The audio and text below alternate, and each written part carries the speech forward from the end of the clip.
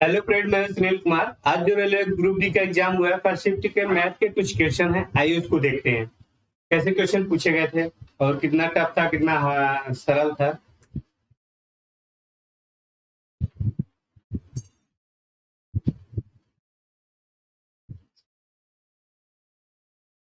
देखिए, त्रिकोणमिति का क्वेश्चन पूछा गया था। मैं दिया था साइन 64 डिग्री और यहाँ पे बटा कॉस 26 डिग्री, और इसका मान पूछा था। अब इसका मान कैसे निकाल सकते हैं? इसका मान 1 होगा। कैसे 1 होगा? जब इसका योग 90 हो जाए, इसका योग 90 हो जाए तो क्या हो जाते हैं? साइन और कॉस क्या हो जाते हैं? साइन और कॉस बराबर हो जाते हैं। तो जोड़ कर देखिए, 6 4 10 और 6 2 8 1 9, तो 90 हो गए तो इसका मान 1 ही हो जाता है। नहीं तो दूसरा तरीका क्या है? दूसरा तरीका है इसको लगाने का। यहाँ पे इसको लिख सकते हैं साइन, यहाँ 64, और इसको लिख सकते हैं कॉस 90 माइनस यहाँ पे 64 कर सकते हैं। ये भी कर सकते हैं, क्योंकि 90 में 64 घटाएंगे तो कितना आएगा? 26 आएगा। यहाँ पे इसको लिख सकते हैं साइन 64 डिग्री बटा, यहाँ पे देखिए cos 90 माइनस थीटा बराबर क्या होता है? साइन थीटा होता है। यहाँ पे साइन और थीटा की जगह क्या है? 64 हो जाएगा। अब देखिए साइन 64, ऊपर भी साइन 64, नीचे भी क्या हो जाता है? कैंसिल हो जाता है। तो यहाँ पे आएगा हमारा 1, ये आंसर 1 आ जाएगा। यहाँ पे ऐसे भी आप देख लीजिए, इसका 90 हो रहा है तो क्या हो जाता है? यहाँ पे 1 हो जाता है। जैसे यहाँ पे देखिए साइन और कॉस बराबर कब होते हैं? जब इसके दोनों कोणों का योग कितना होता है? 90 होता है। और यहाँ पे tan cot भी बराबर होते हैं, tan cot बराबर होगा, और sec कोसेक भी बराबर होगा, sec कोसेक बराबर होगा। जब इनके बीच का ये कोण जो है, कोण ए है और ये कोण बी है, यहाँ पे ए और यहाँ पे बी है और यहाँ पे है और ये बी है। जब ए प्लस बी इक्वल टू कितना हो जाए? 90 डिग्री हो जाए, तो यहाँ पे ये दोनों क्या होते हैं? बराबर हो जाते हैं। यहाँ देखिए 90 डिग्री हो रहा है, इसलिए क्या हो गया? बराबर हो गया। तो इस तरह से कुछ क्वेश्चन पूछा गया था आपसे। आइए आगे देखते हैं आगे क्या पूछा गया था। देखिए, एक गोले का टोटल सरफेस एरिया दिया था, संपूर्ण पृष्ठ दिया था इसका, और पूछा था गोले का आयतन पूछा था। ऐसे ही कुछ क्वेश्चन पूछा गया। यहाँ पे डाटा नहीं, मान लेते हैं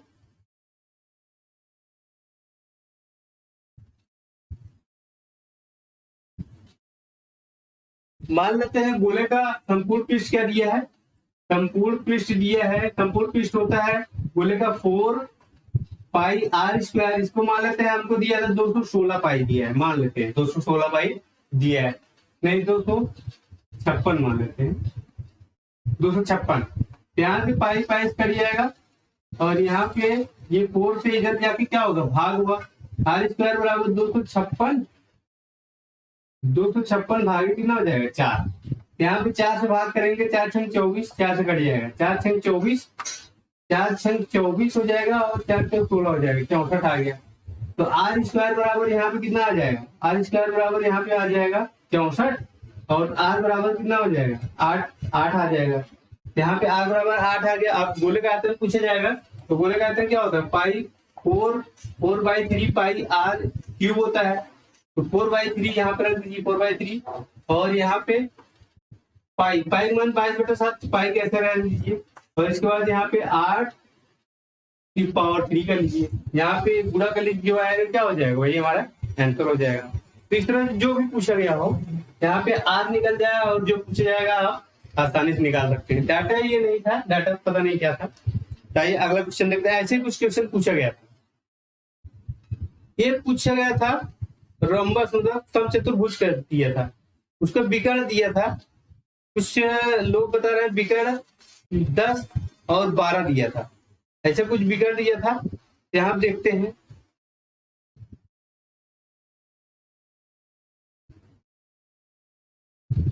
देखिए समचतुर्भुज, ये है समचतुर्भुज। समचतुर्भुज के चारों जो है भुजाएं बराबर होती है, ए बराबर होता है। यहाँ पे इसके विकर्ण दिए थे, एक विकर्ण बताया जा रहा है 10 और एक विकर्ण क्या दिया था? 12। यहाँ पे अगर 10 दिया होगा तो ये 10 दिया तो ये 5 हो जाएगा, और ये 12 दिया तो ये 6 हो जाएगा, ये 6 हो जाएगा। तो यहाँ पे इसके विकर्ण 90 डिग्री पे काटते हैं, तो यहाँ पे 90 डिग्री हो गया। यहाँ पे ये समकोण त्रिभुज बन गया। तो समकोण त्रिभुज में दो भुजा मालूम है, यहाँ पे एक मालूम है 6 और एक मालूम है 5, और ये तड़ हमें निकालना है। तो यहाँ पे तड़ बराबर क्या होगा, 6 का स्क्वायर हो जाएगा तड़। यहाँ पे तड़ है तो तड़ बराबर होगा अंडर रूट में 6 का स्क्वायर माइनस 5 का स्क्वायर प्लस होगा, माइनस नहीं प्लस होगा, 37 हो जाएगा और ये प्लस 5 से 25 हो जाएगा। अंडर रूट में कितना हो जाएगा, 6 5 11, 6 5 11 और यहाँ पे हो जाएगा 3 2 5, 3 2 5 6 हो जाएगा, 61 हो जाएगा। अंडर रूट में 61 हो जाएगा। अब इसका परिमाप पूछा गया था, इसका परिमाप क्या होता है, चारों ये देखिए यहाँ भुजा जोड़ लीजिए, एक परिमाप होगा, इसका परिमाप होता है 4a। तो 4a बराबर हमारा कितना आ गया, अंडर रूट में 61 आ गया। यहाँ पे हो जाएगा 4 अंडर रूट में 61। अगर यही दिया होगा तो ये हमारा क्या हो जाएगा, आंसर हो जाएगा। तो इस तरह से कुछ क्वेश्चन आए हुए थे। आइए आगे देखते हैं आगे क्या पूछा गया है।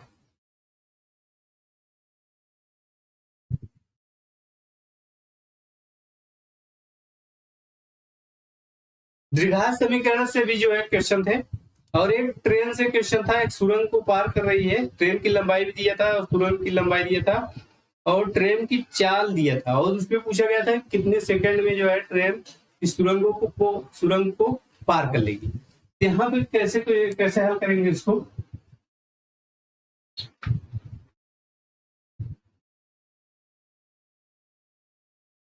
याद देखिए सुरंग है, मान लेते हैं सुरंग है और यहाँ पे ट्रेन है, एक ट्रेन है, इसके अंदर जा रही है। इसकी सुरंग की लंबाई मान लेते हैं L1 और इसकी ट्रेन की लंबाई L2 है। यहाँ देखिए ये दूरी जो हम लेंगे, यहाँ पे हमें निकालना टी बराबर क्या होता है, दूरी बटा चाल हो जाएगा, दूरी बटा चाल होगा, टी बराबर टाइम बराबर। अब दूरी क्या है, दूरी ट्रेन की लंबाई और ये सुरंग की लंबाई, दोनों जोड़ लेंगे, ट्रेन की लंबाई और सुरंग की लंबाई L1 प्लस L2 हो जाएगा बटे चाल। ट्रेन की चाल अगर ये मीटर में होगा, ये जो है ट्रेन की ये लंबाई और ये मीटर में होगा, तो चाल भी मीटर प्रति सेकंड में लेंगे। तो चाल मान लेते हैं यहाँ पे S है, यहाँ पे ये मीटर प्रति सेकंड में होना चाहिए। तो यहाँ पे ये क्या हो जाएगा, इस तरह से हम निकाल सकते हैं। मान लेते हैं इसकी लंबाई कितना दिया है, 200 मीटर। सुरंग की लंबाई 200 मीटर है और इसकी लंबाई 150 मीटर है, तो दोनों जोड़ लेंगे तो कितना आ जाएगा, 350 मीटर आ गया। और मान लेते हैं ट्रेन की चाल 45 किलोमीटर या कुछ मान लेते हैं 45 मीटर प्रति सेकंड है। यहाँ पे पता कर लीजिए 45 मीटर प्रति सेकंड में, इसको बदलने की जरूरत नहीं है। अगर किलोमीटर प्रति सेकंड में है, किलोमीटर प्रति घंटा में है, तब इसको मीटर प्रति सेकंड बदलना पड़ेगा। यहाँ पे मीटर प्रति सेकंड में है, मीटर प्रति सेकंड में है तो मीटर कट जाएगा, सेकंड ऊपर चला जाएगा और ये भाग कर दीजिए 350 बटे में क्या हो जाएगा 45। यहाँ 5 से काटेंगे, 5 7 35 70 आ गया और 5 9 45। यहाँ पे इस तरह से होगा, इतना सेकंड में होगा। यहाँ पे ये हमारा क्या हो जाएगा, आंसर हो जाएगा। इस तरह से कुछ क्वेश्चन पूछा गया था। आइए आगे देखते हैं और कैसे कुछ क्वेश्चन पूछा गया था। एक क्वेश्चन पूछा गया था अलजेब्रा से, बहुत सिंपल क्वेश्चन पूछा।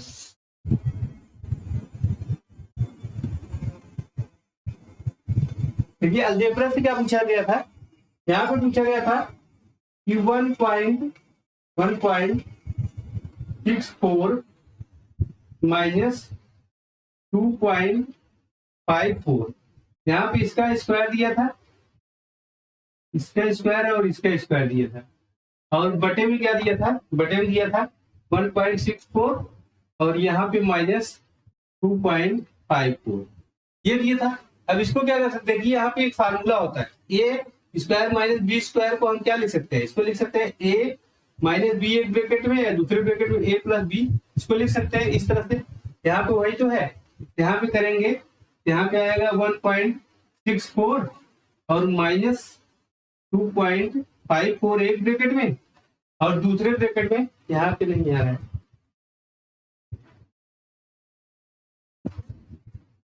यहाँ देखिए इसके बराबर हम लिख सकते हैं 1.64 और माइनस 2.54 एक ब्रैकेट में, दूसरे ब्रैकेट में 1.64 और प्लस 2.54 बटे में क्या लिखेंगे 1.64 माइनस 2.54। यहाँ पे ये माइनस और ये वाला कैंसिल हो जाएगा, तो यहाँ पे बचेगा यही, तो इसको जोड़ लीजिए। यहाँ पे 4 4 कितना हो जाएगा, 8 हो जाएगा। और यहाँ पे 4 4 8 हो गया, और यहाँ पे 6 5 11, 11 एक हो जाएगा, और यहाँ पे 2 1 3 1 4 हो जाएगा। तो यहाँ पे 4 पॉइंट कितना आ जाएगा, 4.18 आ जाएगा। यही हमारा क्या हो जाएगा, आंसर हो जाएगा। इस तरह से कुछ क्वेश्चन पूछा गया था। आइए अगला क्वेश्चन देखते हैं।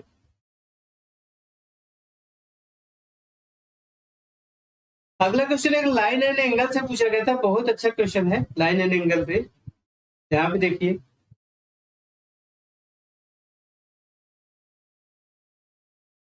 रेखा और कोण से क्वेश्चन पूछा गया था। पेयर एंगल वाला पूछा जाता है रेखा और कोण में।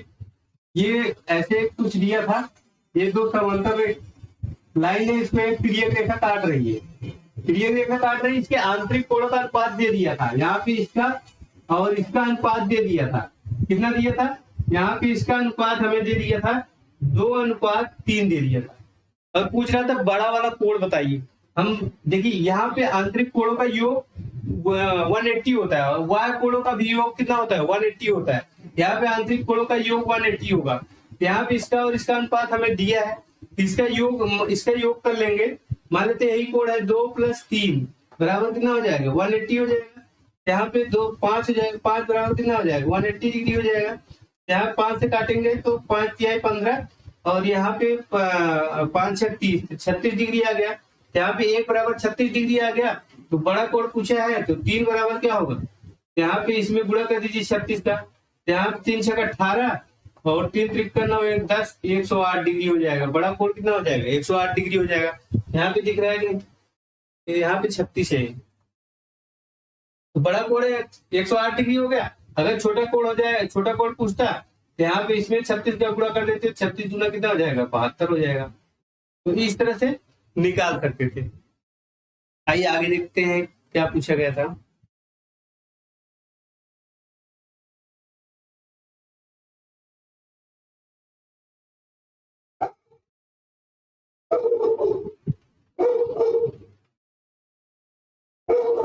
एक डिस्काउंट से पूछा गया था कि एक वस्तु के मूल्य पे 3 डिस्काउंट दिया गया था, फिर इसके बाद उसको इतने में बेचा गया था, वही पूछा गया था। मान लीजिए एक यहाँ पे दिया था,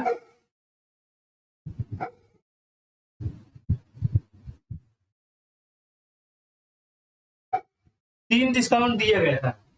एक दिया गया था 10% का, और एक दिया गया था 5% का, और एक दिया गया था X% का। X%, यही X पूछा गया था, और उसको मान लेते हैं कि उसको कुछ इसके डिस्काउंट देने के बाद 300 रुपए में बेचा गया। अब इसका जो है, इसका क्रय मूल्य कितना था वो पूछा गया, MRP मूल्य कितना है इसकी।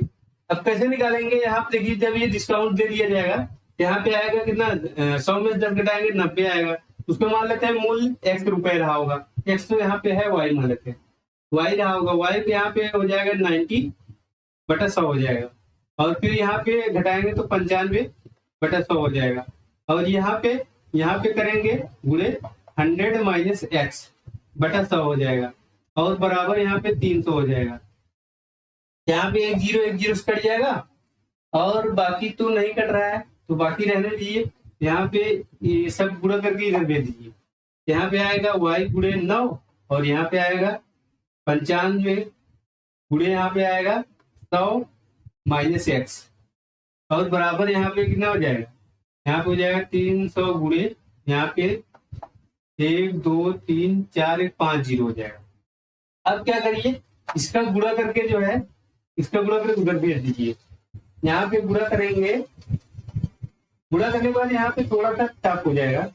यहाँ पे हो जाएगा इसका गुणा इसका इसमें होगा, यहाँ पे Y गुणे 100 - X इक्वल टू, यहाँ पे हो जाएगा 300 गुणे, यहाँ पे 10 की पावर कितना है, 5 हो जाएगा, बटे में यहाँ पे हो जाएगा ये 9 गुणे 95। इसको हल करने के बाद इसको हल कर लीजिएगा, लेकिन यहाँ पे X Y 2 अननोन हो जाएगा, 2 अननोन हो जाएगा, तो फिर दिक्कत हो जाएगी।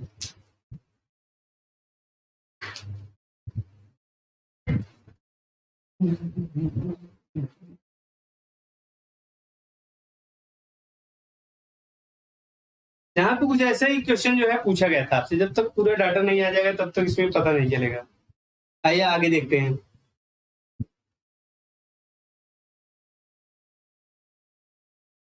एक क्वेश्चन पूछा गया था,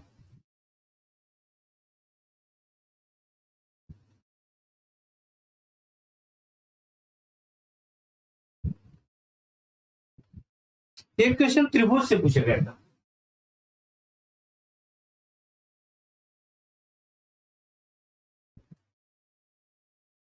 एक क्वेश्चन त्रिभुज से पूछा गया था। क्वेश्चन क्या था, यहाँ पे एक क्वेश्चन था, एक त्रिभुज था।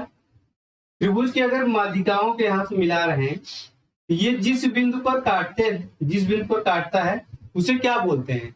उसे क्या बोलते हैं? उसे बोलते हैं, यहाँ पे उसे बोलेंगे केंद्रक बोलेंगे। क्या बोलेंगे? केंद्रक बोलेंगे, या इसको बोलेंगे सेंट्रॉयड। सेंट्रॉयड या तो गुरुत्व केंद्र बोलेंगे। क्या बोलेंगे? गुरुत्व केंद्र। इसको या तो केंद्रक बोलेंगे या तो सेंट्रॉयड बोलेंगे, इंग्लिश में सेंट्रॉयड बोलेंगे या तो गुरुत्व केंद्र बोलते हैं। अगर यहाँ देखिए माध्यिका है, अगर यहाँ पे कोणों का अर्धक खींचा जाए, यहाँ पे कोणों का अर्धक खींचा जाए, तो ये जिस बिंदु पर काटते हैं उसे हम क्या बोलेंगे? केंद्रक। उसे हम बोलेंगे अंतः केंद्र बोलेंगे। इसके क्या बोलेंगे? अंतः केंद्र। अगर यहाँ इस कोण का अर्धक, इस कोण का अर्धक और इस कोण का अर्धक खींचा जाए, तो जिस बिंदु पर ये प्रच्छेदित करेगा उसे हम क्या बोलेंगे? अंतः केंद्र बोलेंगे। और माध्यिका खींचेंगे तो माध्यिका जिस बिंदु पर यहाँ पे प्रच्छेदित करेगा उसे हम केंद्रक बोलेंगे या गुरुत्व केंद्र बोलेंगे। और यहाँ पे देखिए, यहाँ पे और है, और भी पूछा जा सकता है।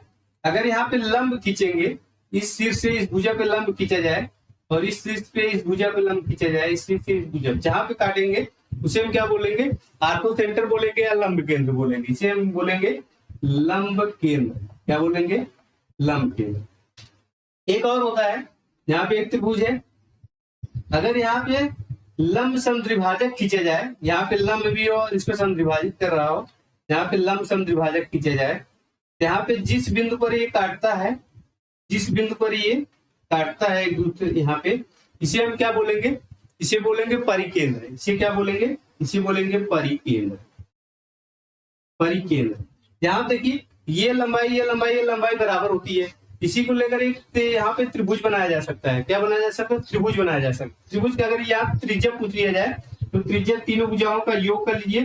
तीनों भुजाओं का योग, यहाँ पे मान लीजिए इसकी भुजा ए बी सी है, यहाँ पे ए नहीं, तीनों भुजा गुणनफल ए गुणे बी गुणे सी, यहाँ पे और गुणे 4 गुणे त्रिभुज का क्षेत्रफल होता है। क्षेत्रफल ये त्रिज्या निकालने के लिए होता है। इसमें देखिए अंतः केंद्र है, अंतः केंद्र से यहाँ पे इसके केंद्र से, इसके केंद्र से इसकी भुजा की दूरी क्या होती है? समान होती है। सारे भुजाओं की दूरी, मतलब ये दूरी, ये दूरी, ये दूरी समान होती है। और इसमें देखिए जो यहाँ पे परिकेंद्र होता है, इससे शीर्ष से इसके केंद्र की दूरी समान होती है। ये इकलौता केंद्र है, इकलौता ये जो है केंद्रक है, यहाँ वो सॉरी ये केंद्र है जो त्रिभुज के ये शीर्ष, मतलब ये त्रिभुज के शीर्ष से और इस केंद्र की दूरी क्या होती है? बराबर होती है। और इसमें क्या होती है? त्रिभुज के केंद्र से इसकी भुजा की दूरी बराबर होती है। जब ये दूरी बराबर है तो इसको लेकर एक यहाँ पे त्रिभुज, यहाँ पे वृत्त बनाया जा सकता है। यहाँ पे वृत्त बनेगा। अब इस वृत्त की त्रिज्या भी पूछी जा सकती है। यहाँ भी इस वृत्त की त्रिज्या क्या होगी? इसका क्षेत्रफल होगा, इस त्रिभुज का क्षेत्रफल होगा, बटे में यहाँ पे अर्ध परिमाप होगा, बटे में अर्ध परिमाप मतलब एस होगा। तो यहाँ पे परिकेंद्र की त्रिज्या क्या होगी? तीनों भुजाओं का यहाँ पे गुणनफल बटे त्रिभुज का 4 गुना कर दीजिए। और यहाँ पे अगर ये अंतः वृत्त पूछा जाए तो इसकी त्रिज्या क्या होगी? त्रिभुज का क्षेत्रफल बटे यहाँ पे अर्ध परिमाप होगा। इस तरह से निकाला जा सकता है। देखिए आपसे पूछा गया केंद्र है, यहाँ पे आपसे क्या पूछा गया था? केंद्र पूछा गया। तो माध्यिकाओं का जहाँ पे कटान बिंदु होगा वहां पे उसे क्या कहते हैं? उसे बोलते हैं केंद्रक। यहाँ पे इस तरह से कुछ भी क्वेश्चन जो है पूछा जा सकता है।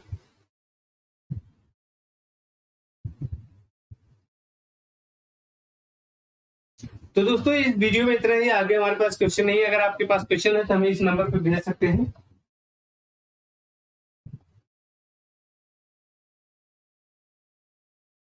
ये व्हाट्सएप नंबर है, इस नंबर पर आप भेज सकते हैं। तो इस वीडियो में इतना ही, धन्यवाद।